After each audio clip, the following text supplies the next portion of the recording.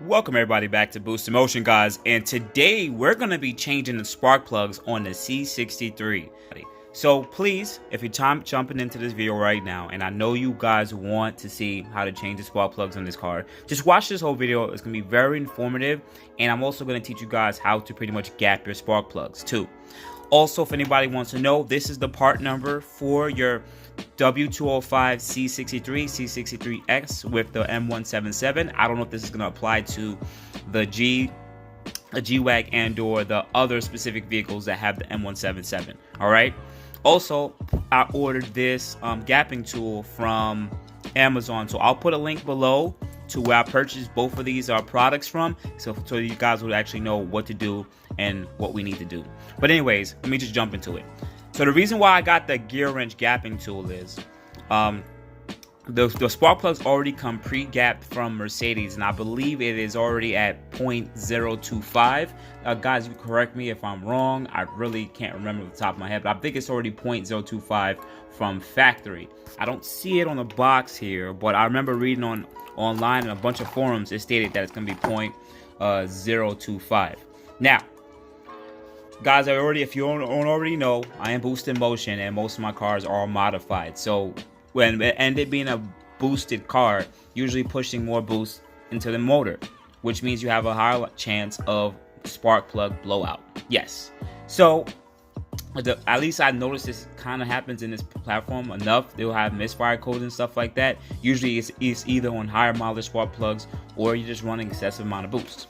So with added cylinder pressure, sometimes you have to have a tighter spark plug gap in your spark plug. So today I will show you guys how to do that. I don't know if I'm going to split this video into two, but anyways, let's open the box and let's get to work. All right, so gapping is actually super easy. So this is the gauge, right? And these are the different sizes. You see how it says 26, 26, 10, or whatever, right? Cool. And this is going to be the tool you use to bend the specific metal part, right? Bear with me, guys. So we're going to test and see if it's a 25, right? Well, it says 20. 1 second, guys. 1 second. We're going to check and see if it's 25. Okay, this one says 25, right? Let's test out that gap. All right, let me see if I could push it. And it should fit in there nice and snug, right? They can go in and out. Yep.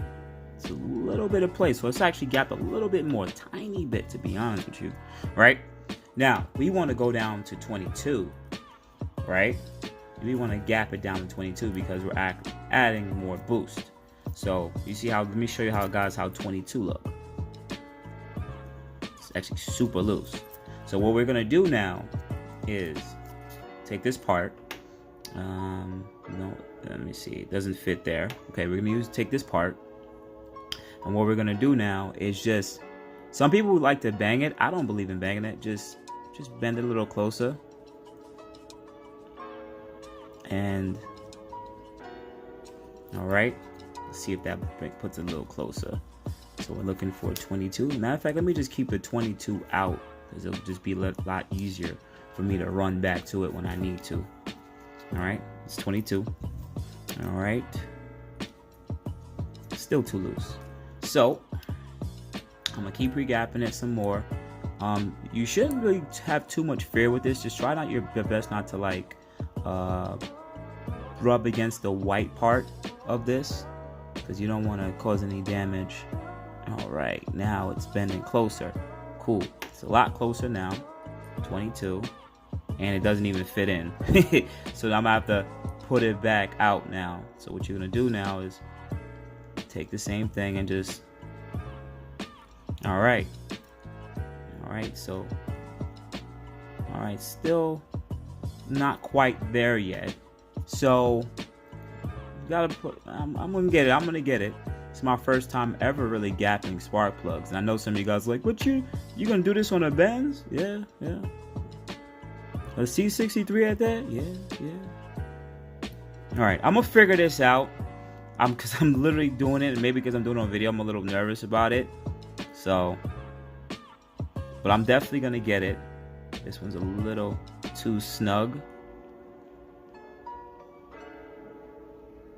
All right, that actually gapped it out too much. Damn it. So I'm gonna get this, guys.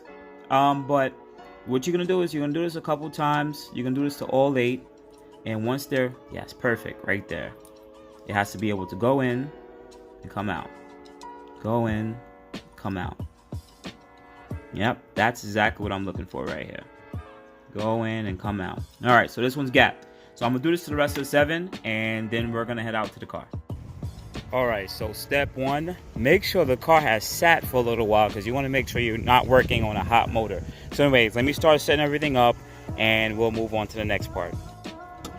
All right, guys, so I do have aftermarket intakes on my car, so I'm not going to talk about how to remove them. But if you do want to check out this video I did with installing these intakes and talking about the unboxing, check out the links above to the unboxing and install of the VRP 3-inch intakes for your M177 C63. Anyways, let me just fast forward past all of this to where there's no intakes on at all. All right, so now we're back. Don't you just love the magic of the internet? You guys don't even know that I had to go and pick up a certain socket head and everything like that. So anyway, guys, shout out to my homeboy Winner. He gave me his old gun. I actually don't have a 3-inch drive gun, so he just gave me this one. But also, you guys need an E10, okay? Not a 10mm E10, because it uses different metric sizes to take off these 6 bolts. You have to take off 1, 2, 3, 1, 2, 3. Also, you may have to remove other specific bolts, so you're gonna need a T25 and a T27. This is gonna remove certain these other bolts too, but I've already taken these off because I installed the intakes, so I shouldn't have that problem right now. So anyway, so we're gonna start with the driver or the passenger side, because they told me it's the easiest side. So if I have any problems, I'll let you know as I go, but let me start by taking this side off. I'm gonna be very honest with you guys, this thing is actually kind of in there really good. I've been pulling on it to come out, but hasn't been coming out. Now, I don't want to break anything, but I'm gonna keep trying, put my gloves back on, and I'm gonna give it another shot. All right, guys, so I got the driver's side out. I had to like stick a flathead in and like pry it up, because these were so stuck in there, they were not moving. So they look like they're in good condition, but we'll see what we can do. Ooh, I damaged it a little bit. I gotta be very careful about that. All right, so next side, I'm just gonna try to pull as hard as I can. But let me just quickly change these out. Let me change these out, and then we'll move to the next side. All right, so you can use a 14mm socket with spark deep socket with usually they have magnet or something inside of it with an extension. I'm gonna use my electric gun again, but you could do this manually with a ratchet. Let me hurry and get these 2 out. So the first plugs are out. Oh, well, first plug is out. Let me see if I can get it out. First you gotta make sure that it's a similar size, because if you go with one that's not the same size or length, you can actually damage the heads. Let me see if I can put it somewhere a little bit better so you guys can take a look at it. So I got these from Mercedes. They look like exactly the same length. They look pretty healthy. Take a look. Look pretty healthy. I don't really see too much of a problem with it. All right. If you guys see any other issues that I don't see, just comment below. Let me know. Anyway, let me keep moving forward. All right, guys. So I changed one plug, but this one is a little hard to get to. I don't know why. Maybe because maybe my socket's not shallow enough. But I'm gonna keep trying. Looks like a lot of dirt and stuff in there, but we'll keep trying. All right, I completed this side already. All right, so I'm gonna work on this side. You can just slide this right up. It literally just slides right up, and you can move this like a breather hose around a bit, and that should allow you to get to the third one. If not, I may. That one looks a little bit annoying to get to. You might have to pop this little zip tie or something right here to move that out the way so you can see a little bit better. I might have to remove this 3 bolts. Might have to, but It's an annoying area, like usual, typical Mercedes stuff, but I'll tackle it and I'll let you know how it turns out. All right, guys, so I'm about an hour into changing the spark plugs, and I've only changed 3 out of 5. All right, so people said that the passenger side is easy, but it's really not that easy because I still have to move this silver line to get to that bolt. What I could do is, I think this is some kind of breather valve or something like that. I could use a Torx to remove that little top, and that will probably allow me to move this a lot better. I could remove this bracket. That might allow me to push this more down, because I really can't push it any more down. So I might just remove that bracket first, because that'll probably be easier with the 20, I think it's the 27 T27. That should allow me to push this down and let me get a little bit more room, because when I try to push it down, it just keeps hitting here, which does suck. And then I will be able to get that out. Now for the driver's side, let's take a look. I'm still having issues with that one. I may have to go get a different socket for the spark plugs, because it's not going all the way down, my specific socket. I do have a wide socket, so that could be an issue reason, because I even took off the socket and dropped it in there, and it just won't slide right in. So I don't know why. All right, so I took all these bolts out, I unplugged it, and some people have stated that you might have to remove this fuel line. Might have to remove this fuel line to be able to pull this out. Just taking the eyeball into it, it's probably going to be a little bit of annoying to get out, because this little hose may be there, and if you want to go all the way up, but it could be done without removing it. I'll give it a shot and see, but yeah, I think it could be done without moving the line, but we gotta wait and see. Anyways, let me move forward. Right, so I'm almost got this one out. This one is what I had to do is because it's gonna be funny, but I put a straight bar, or just a ratchet there, and I used my flathead and I just pried it up. Be very careful not to damage the engine coil, but this is what I'm doing. So I can't really finish wiggling it out without cutting myself. So pretty much I'm gonna push this more this way, because you know it is flexible and it should be able to come out. Anyway, so let me fast forward. Guys, so what I did to get that one out is I took off the heat shield, which literally just pops right up, and I bent up the bracket. That allowed me to push the coil pack straight up and out, legit. I could just literally just bend this right back and there'll be no issues. So let's get to these spark plugs without having to remove the fuel line. All right, guys, so I went and got another socket, a different slim wall 14mm socket, and it fits perfectly fine. So we're gonna be finished with the driver's side, and then we're gonna move to the passenger, where I still haven't figured out how am I gonna get that last bolt out. One thing I could tell you is this: I've always had American cars or Japanese cars. So whenever you want to tackle on these type of jobs, make sure that you have all the tools, because there's a lot of tools I didn't have here, such as E10s. I never ever needed to get anything like that.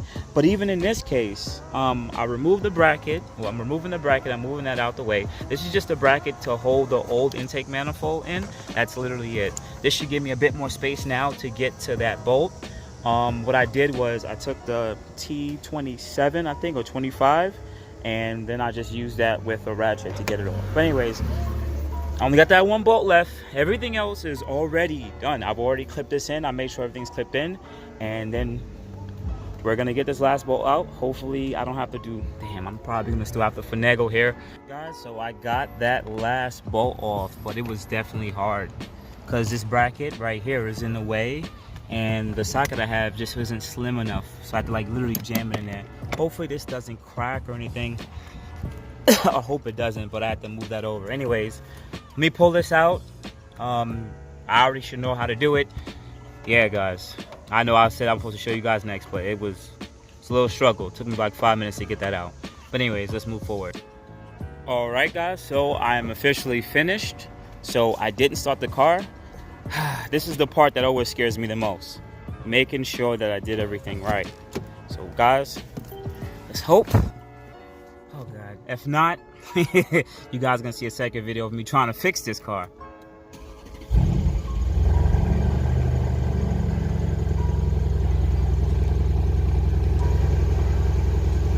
Well, it's running.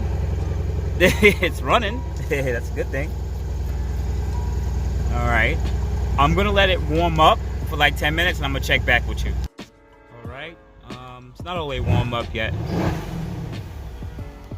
but if it's gonna stutter, it's gonna stutter now. All right. All right, guys, so car's idling properly. Had it idling for about 15 minutes. It didn't warm up quick enough as you guys would want it to warm up, but the car's idling pretty good. Still have to drive it at some period, so the next video, if I ever do have an issue with the spark plugs, I will bring it up and let you guys know. But outside of that, guys, this was your spark plugs change on your 2015 and up c63 m177. You should be a similar type of install for any other Mercedes vehicle with a m177 motor in it. And once again, the links will be below to the 2 parts that I used. And just go through the video if you think you might have missed something. I try to make it as detailed as possible. There are a couple other videos on YouTube about it, but I think mine was a little bit more detailed. So guys, just hit that like button, hit the subscribe button with the bell notification. I am Boost in Motion, and I'm a current owner of a Mercedes C63.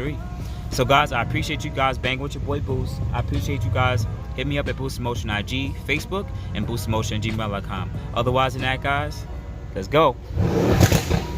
Have a good day.